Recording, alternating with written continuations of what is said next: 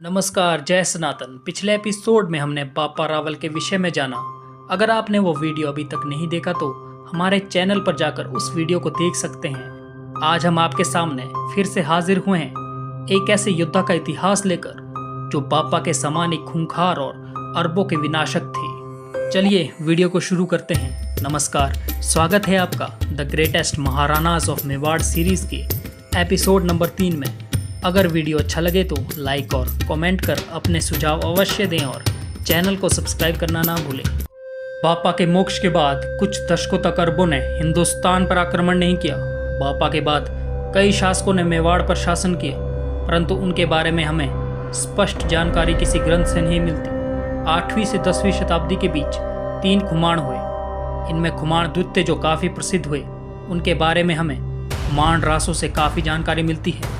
इनका शासनकाल 820 ईस्वी से 860 ईस्वी तक का माना जाता है। इन्हीं के शासनकाल में अरबों ने हिंदुस्तान पर कई हमले किए, परंतु रावल खुमाण ने अरबों के पैर इस धरा पर नहीं जमने दिए और अरबों को कई बड़े युद्धों में धूल चटा दी। ये वही रावल खुमाण हैं जिनके नेतृत्व में समूचे हिंदुस्तान के 40 राजवंश एक साथ आए थे और अरबों को पराजय का स्वाद चखाया था। अरब खलीफा हिंदुस्तान में अपने पैर जमाना चाहता था, इसलिए वो अपने सेनापति हाशिम को एक बड़ी सेना देकर हिंदुओं पर आक्रमण करने के लिए हिंदुस्तान भेजता है। हाशिम बहुत ही चालाक सेनापति था। वो समुद्री मार्ग से होता हुआ गुजरात के रास्ते भारत आता है और राजस्थान की तरफ मुड़ जाता है, जो उसके जीवन की सबसे बड़ी गलती थी। वहाँ उस मल्लेच का सामना भीनमाल के राजा नागभट्ट और खुमाण के संगठन से होता है। सदी का सबसे भीषण युद्ध होता है। हिंदू सैनिक अरबों को बुरी तरह से काटते हैं।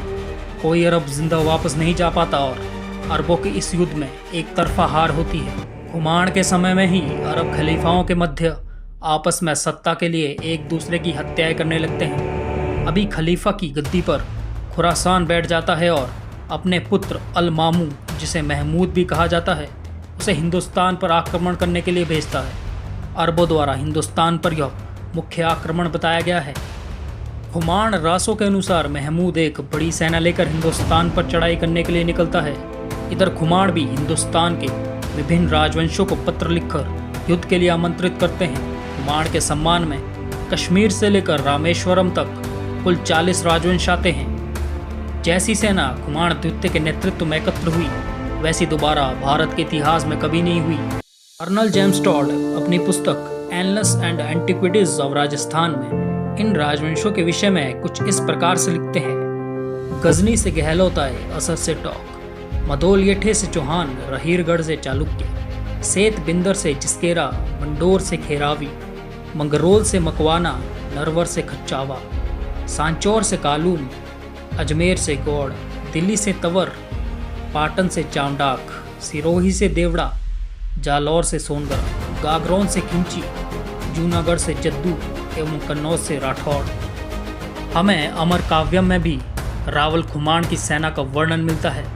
लगभग 1 लाख रावल, 30 लाख अश्वरोही, 7 लाख पैदल, 9 सहस्त्र हाथी एवं 1 सहस्त्र नगाड़ों की सेना खुमाण ने एकत्र की थी। खुमाण ने महमूद की सेना को बुरी तरह से हराया। हिंदू सेना की नंगी तलवारें अरबों को ढूंढ ढूंढ कर मार रही थी। हिंदू सेना रणभूमि में मौत का तांडव कर रही थी। हर ओर मल्लेच्छों के कटे फटे शव पड़े थे। महमूद की पराजय निर्णायक थी। खुमाण ने महमूद को घसीट कर चित्तौड़ ले गया और उसे बंदी बनाकर कई माह तक खुमाण ने उसका अपमान किया। फिर कभी भारत की ओर मुंह न करने का प्रण के बाद उसे छोड़ दिया। इस्लाम के खलीफा की सेना के पराजित होने से अरब आक्रांताओं का मनोबल टूट गया।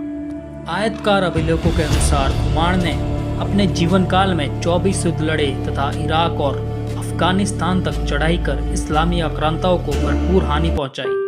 यह आधुनिक हिंदू समाज के लिए लज्जा का विषय है कि खुमाण जैसे महान राजा को हमारे इतिहास से पूरी तरह से मिटा दिया। अपने जीवन काल में खुमाण राजस्थान के जन जन में वैसे ही प्रसिद्ध थे जैसे कि रोम में जूलियस सीजर। आज भी मेवाड़ में यदि आप गिर जाए अथवा छीके तो आपको कोई कहेगा थन्ने खुमाण राखी, अर्थात खुमाण आपकी रक्षा करे। इतने महान पराक्रमी राजा का अंत बहुत दुखद हुआ। रावल खुमाण को उन्हीं के पुत्र मंगल ने सत्ता के लोभ में धोखे से मारा। परंतु मेवाड़ के सामंतों ने उसे देश निकाला दिया और सर्वसहमति से भरती भट्ट को खुमाण का उत्तराधिकारी चुना। भरती ने भी मेवाड़ की सीमाओं का विस्तार किया। यही राजा कालांतर में भाटवाड़ा गहलोत कहलाए। इस देश के मक्कार इतिहासकारों को डूबकर मर जाना चाहिए। इन मक्कार इतिहासकारों और सत्ता के लोभियों को बस 150 वर्षों का मुगल काल ही स्वर्णमय काल लगता है। उन्हें ये 500 वर्ष दिखाई नहीं दिए जिसमें हिंदुस्तान के हर राजा ने साथ मिलकर अरबों को हिंदुस्तान की धरती से खदेड़ा। यह रावल खुमाण जैसे नायकों का ही परिणाम है जो आज भी हिंदुस्तान में 80% हिंदू है। हम खुमाण जैसे महानायकों के सदा ऋणी रहेगी। सरकार इस विषय में उचित कदम उठाए और रावल खुमाण को सम्मान दे जिसके वे हकदार हैं। आशा करता हूँ आपको हमारा यह प्रयास अच्छा लगा होगा। वीडियो को लाइक और कमेंट करें, साथ ही चैनल को सब्सक्राइब करें। मिलते हैं एक और नई वीडियो के साथ, तब तक के लिए अपना ख्याल रखें। जय भवानी, जय हिंदू राष्ट्र।